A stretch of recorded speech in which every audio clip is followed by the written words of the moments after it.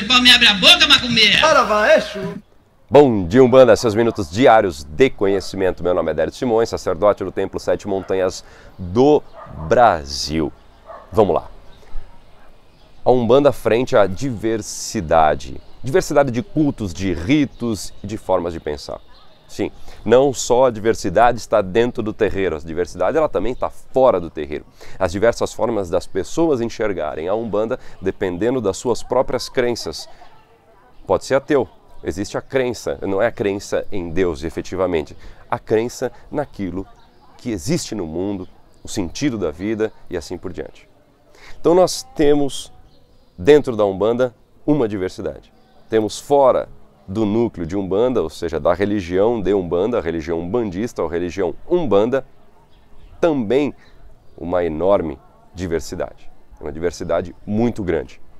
Dentro da Umbanda, nós temos a diversidade de doutrina, transmissão de conhecimento e ética.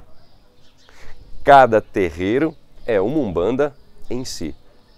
Mesmo os terreiros que saíram da tenda espírita Nossa Senhora da Piedade, como por exemplo a tenda São Jorge, possuem rituais diferentes, possuem um corpo de conhecimentos diferente. Possui um corpo de conhecimento também engloba o ritual e aquilo que as pessoas conhecem, ou seja, o corpo de conhecimentos mesmo, desde a ritualística até as explicações do mundo. A transmissão do conhecimento também é diferente. Não estou querendo dizer que é totalmente diferente, tá? É diferente no sentido de, se eu estou na tenda espírita Nossa Senhora da Piedade, eu tenho uma coisa. Eu estou na tenda São Jorge, eu tenho outra. Mesmo que a diferença seja simplesmente energética, que aí se relaciona com a coroa do comandante que está ali, pode ser pai de santo, mãe de santo, sacerdote, sacerdotisa, padrinho, madrinha, o nome que queiram dar. A coroa dele que está no comando, o congá, a disposição do congá também faz muita diferença, a gira, o mês, o dia, tudo isso altera substancialmente a energia que circula no terreiro naquele dia específico, naquela hora específica, em cada terreiro. Nós fizemos esses dias uma modificação na estrutura do congá. Energia completamente diferente, retornou ao lugar, mudou a energia completamente diferente também. As modificações do congá até alteram a energia porque são os pontos em que a energia, o axé, é distribuído, coletado e armazenado também, cultivado, construído, entregue. Assim, a diversidade também está presente nas firmezas, nos assentamentos, na estrutura, na coroa de quem comanda, no guia-chefe, na coroa do guia-chefe, ou seja, a regência em que este guia-chefe possui, se a casa de caboclo, se a casa de preto velho, assim por diante.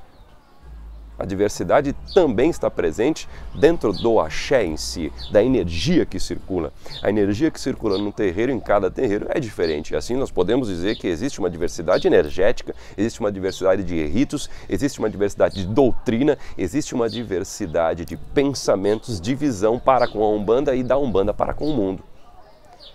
Depende também, e é especificamente importante, a história daquele dirigente.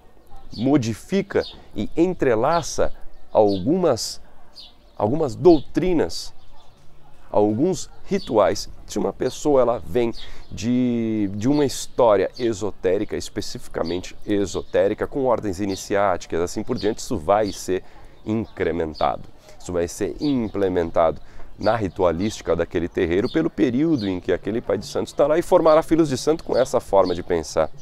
Se a história deste pai de santo for de culto de nação, obviamente tudo isso vai estar ali durante o período em que ele estiver comandando aquele terreiro. Eu estou pensando em ordens de sucessão no terreiro, em terreiros de longa data. Cada sacerdote que assumiu modificou a estrutura energética, a ritualística, o pensamento.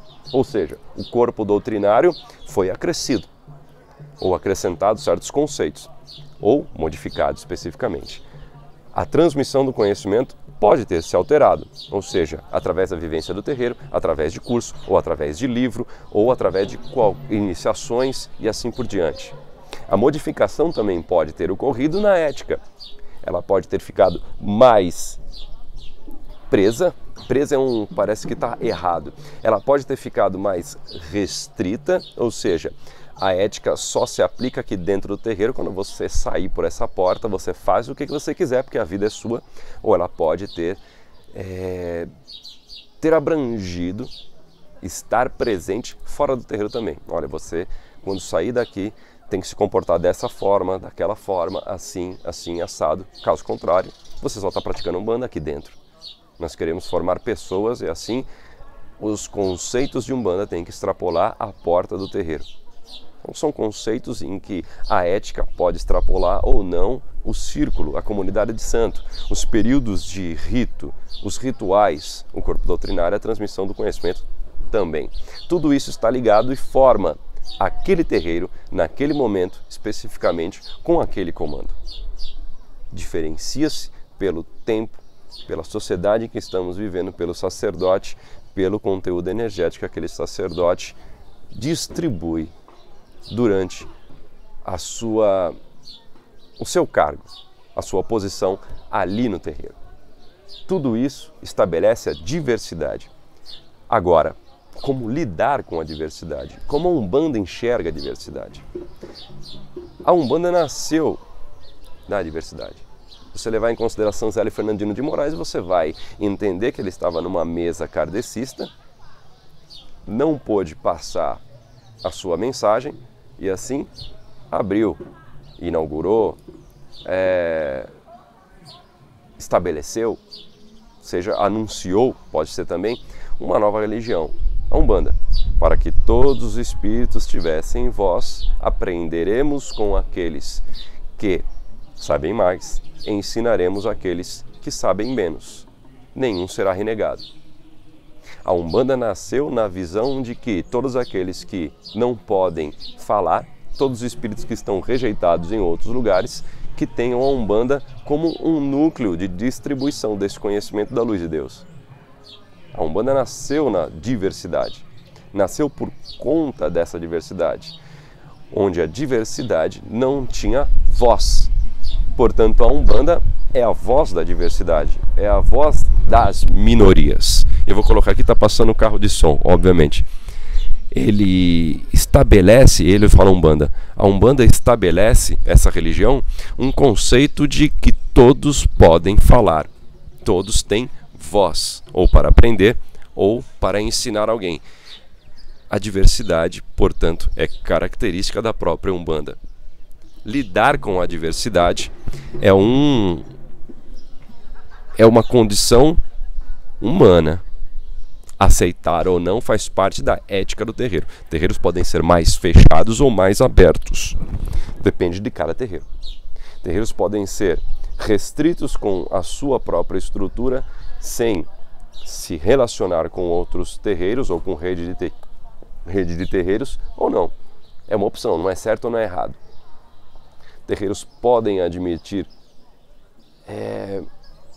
modificações na sua doutrina, ou podem se estabelecer como estão hoje por um certo período de tempo. Logo, o próximo dirigente, alguma coisa vai alterar, porque é outra pessoa, outra vida, outra história, outra cabeça. Sempre se altera algo, mesmo que não seja substancial, existe uma certa mudança, nem que seja um sentimento de que mudou algo, mas muda, alguma coisa muda. Existem terreiros que têm uma rede específica de interações. Existem terreiros, como por exemplo o meu, que tem uma rede específica que é a Tenda Santa Rita de Cássia e as ramificações, ou seja, os terreiros que de lá saíram. Pai Paulo Ludogero, eu vim do Pai Paulo Ludogero, Beto Ângeli, o Tiago, a Viviane, o Umbandarte com a Ju, com a Dani e assim por diante. Uma rede de terreiros que se comunicam especificamente por conta de um núcleo, ou seja, de uma única tradição, e existem terreiros que se relacionam com diversas tradições e fazem festas de confraternização regularmente, assim por diante. São formas de poder lidar com a diversidade. O que também estabelece um ponto de conexão com esse assunto é lidar com a diversidade analisando o que acontece. Vamos dizer que lá no terreiro eu tenha um ritual específico ou uma forma de pensar. Vamos dizer que eu entenda que Oxalá é Jesus Cristo é efetivamente Oxalá e não há um sincretismo. Seria realmente. Não é isso que eu penso, mas vamos dizer que sim. Outra pessoa de outro terreiro diz, é sincretizado. Oxalá não é Jesus. Jesus não é Oxalá, mas tem as qualidades uns dos outros ou um para com o outro. Esse é um ponto de diversidade dentro do corpo doutrinário. O pensamento que se tem diante de Oxalá e Jesus junto. Essa diversidade, ou esta forma diferente de pensar em relação a mim, pode causar inúmeras reações. Basicamente, rejeição, aceitação ou simplesmente entendimento. Eu entendo que você pensa assim e tudo bem. A aceitação é verdade. Aceito e modifico. Negação é você tá louco. Você não aceitar, não há problema algum, desde que exista o respeito. Eu entendo o que você diz, compreendo que você é uma pessoa diferente de mim, compreendo a pluralidade da Umbanda, só que o meu pensamento é esse.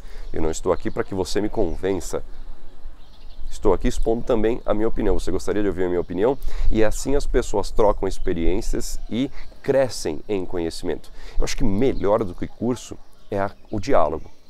O diálogo que estabelece um poder transformador, a convivência e a vivência estabelece um poder transformador muito maior do que sentar em uma carteira durante X período de tempo e receber um tipo de conhecimento de uma só via, que é daquele professor para com os alunos.